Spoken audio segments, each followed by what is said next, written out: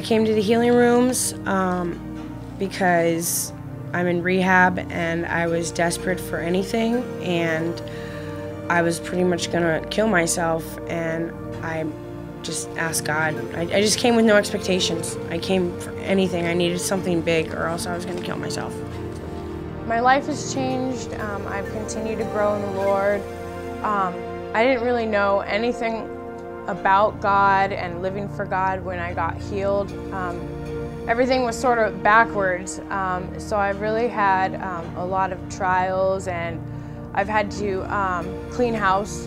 You know, I still had a lot of work to do. I had a lot of work to do, and so the Lord really just one thing at a time, very patient and gentle. This is my notes I've been trying to define for the last month to come here, because there's been so many things that have happened that I really just put the big things down. I mean, the list could go on and I couldn't finish, so I finally got the 10 biggest things, the main, you know, so this is it. All right, so just read? Okay. So, I came to these healing rooms just 50 days ago. I'm from LA and have seen and lived horrors of all kinds. I got here completely desperate and broken, with a definite plan that if I failed again, I was relieved to know with everything in me that I was completely at ease killing myself in my storage unit back in LA. Suicide was the only relief I had left. I had no expectations of God. I just needed to know He wanted me to go on living, and I needed to desperately breathe inside. So the healing that has happened. 1. Before the prayer rooms, the pastor said, "There is someone here that has been in a dark, dark place. The Lord is telling me now to hold on, that the healing has already begun." I knew He was speaking to me. 2. I hadn't slept in weeks, and when I did, I was consumed with horrific night terrors. But that night, I finally slept 4 hours straight with no nightmares. Well, as soon as I got healed, a lot of people don't know me, you know, behind the scenes or whatever.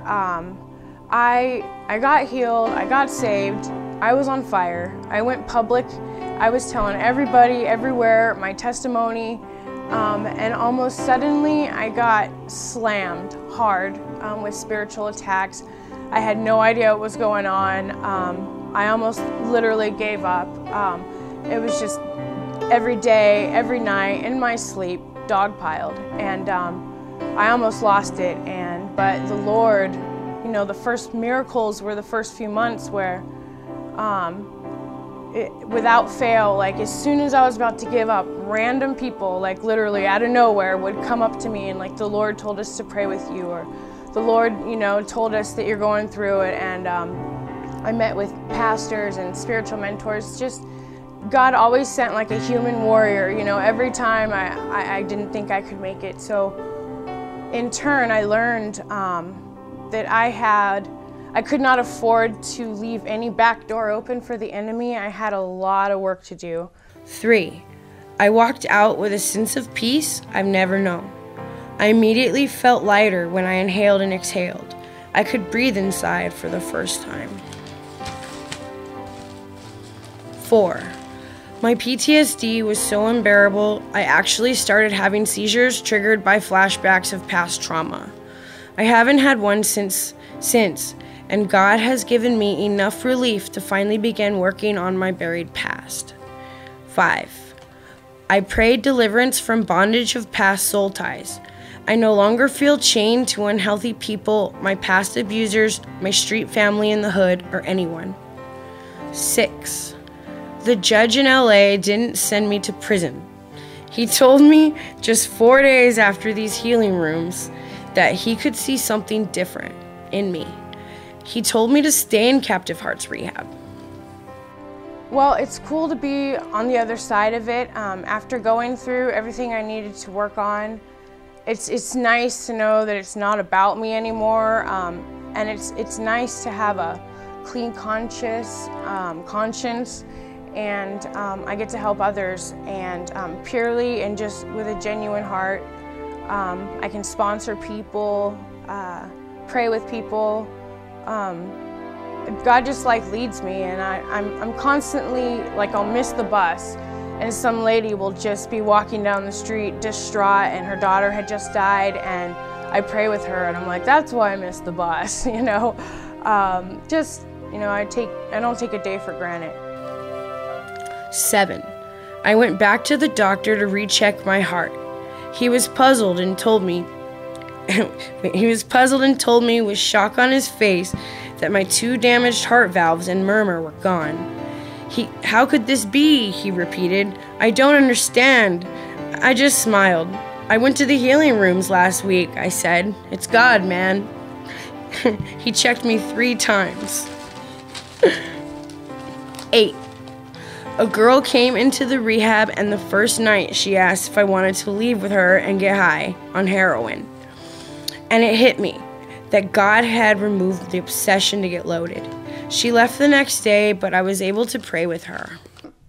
When I first began to grow, and the shock of being healed and realizing, okay, this is really life. Like, I'm really alive. I'm really saved. I was so close to ending my life, and I would have never been saved. That alone is like a breath of relief every day. It's just who I am now. I'm a brand new person. In the beginning, when I was still shaky and weak, the enemy would throw all kinds of darts at me. I mean, just everything at once. And I finally met with another pastor friend, and I started learning about the blood of Jesus and my authority, and that nothing can hurt me. I'm on God's side now. It's just been unbelievable. 9.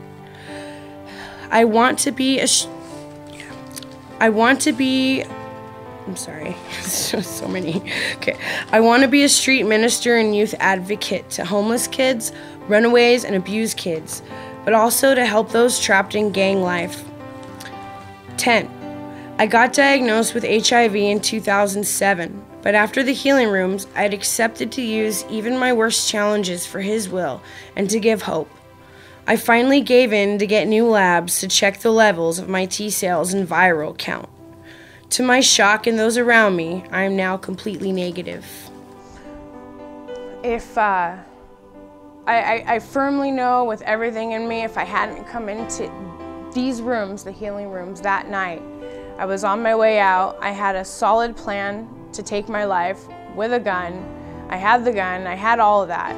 I didn't even know why I came here that night. I was just crazy and confused, and I kind of got dragged here. I didn't even know anything about all this, and so yeah, I know for a fact I'd be dead. Several times I had died out there and had been sent back. I mean, looking back now in hindsight, chance after chance after chance, it's comforting to know that the Lord was there all along, and even though I didn't believe in Him, He always believed in me. My conclusion? God is a show-off and my best friend. He literally tickles me when I'm sad. You know, the old Eli was hopeless, very dark. I didn't care if I lived or died. Everything was so painful. Just my skin hurt. It hurt to breathe. I was full of hatred. I'd been, you know, shooting heroin and drugs for so long, and then I just remember the heroin stopped working, and I was done. Like, I had no other way to breathe, and no way out. I was haunted by not only my life, but everything that had ever happened to me. I would do anything to anyone just to stay high, you know, and if that hurt somebody or put their life in jeopardy, it didn't really matter. That's the law of the streets, that's the drug world. I don't know why God saved me, you know, and I don't think I'll ever know until I just know that He loves us all the same. So I have so much gratitude. But the new Eli today is completely not that person. It's even, it's funny when I tell my testimony because I have this smile and I'm telling these like, you know, oh, I used to do this or I've been through this, and it's just funny because I can't even help but not smile because I'm so grateful. I have hope, I have a purpose, I know why I'm here, I know why we're all here.